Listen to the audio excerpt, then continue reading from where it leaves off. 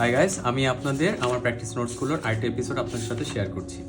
So এইখানে আমি একটা প্রবলেম নিয়ে এসেছি। এটা আমি বেশ কিছুদিন আগে এক্সিকিউট করেছি অ্যান্ড আমার ভালো একটা রিওয়ার্ড এখানে এসেছে।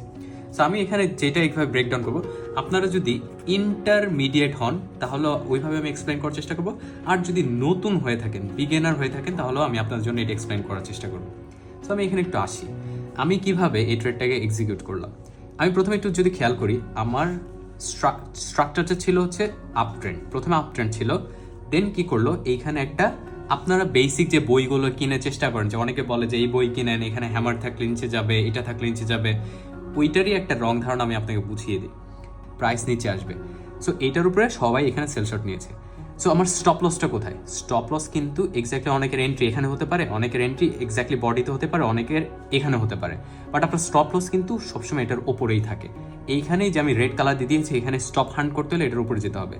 বাট আমার টিপস হচ্ছে, যখন দেখবেন আপনি প্রাইসের মধ্যে ওভারল্যাপিং দেখতে পাচ্ছেন, এখানে প্রাইস নিচে চলে গেছে, আবার উপরে চলে আসছে, আবার নিচে চলে গেছে, আবার এটা ব্রেক করে ফেলছে, এইরকম যখন ওভারল্যাপিং দেখতে পারবেন, তখন আপনি ধরে নেবেন যে ভাই আপনার এখান থেকে বের হইতে হবে। আপনি যদি না বের হইতে পারেন, আপনার স্টপটা হান্ট করে ফেলবে।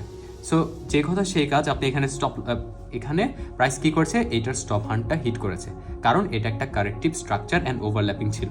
বাট আপনারা তো বই দেখে এখানে শিখেছেন যে এখানে ইনভার্স হ্যামার হলে আপনি নিচে যাবে, সো এই শুটিং স্টার অথবা ইনভার্স হ্যামার নিচে যাবে। সো এখানেই আপনাদের স্টপ লসটা হান্ট করেছে। সো যেই মুহূর্তে স্টপ লস হান্ট হলো, দেন আপনাদের যেটা করা উচিত, এই ধরনের একটা ক্যান্ডেলের জন্য ওয়েট করতে হবে, স্ট্রং ক্যান্ডেল, যেখানে কিন্তু একটা অর্ডার ব্লক আছে। আপনারা যারা অর্ডার ব্লক বুঝেন না, আমার একটা শর্ট একটা অর্ডার ব্লকের ভিডিও করা আছে, আপনারা সেটা দেখতে পারেন। সেই ধরনের অর্ডার ব্লক দেখতে হবে। সো অর্ডার ব্লকটা কখন দেখবেন? যখন আপনার একটা স্ট্রাকচারের ব্রেক আসবে। এইখানে আমি লিখে দিয়েছি, এটা হচ্ছে একটা স্ট্রাকচার ব্রেক। তার মানে প্রাইস আর উপরে কন্টিনিউ করতে পারছে না, আমি যখন এতে ট্রেন্ড লাইন টানবো, এটা কন্টিনিউ করতে পারছে না, দেন স্ট্রাকচারাল ব্রেক এখানে চলে আসছে।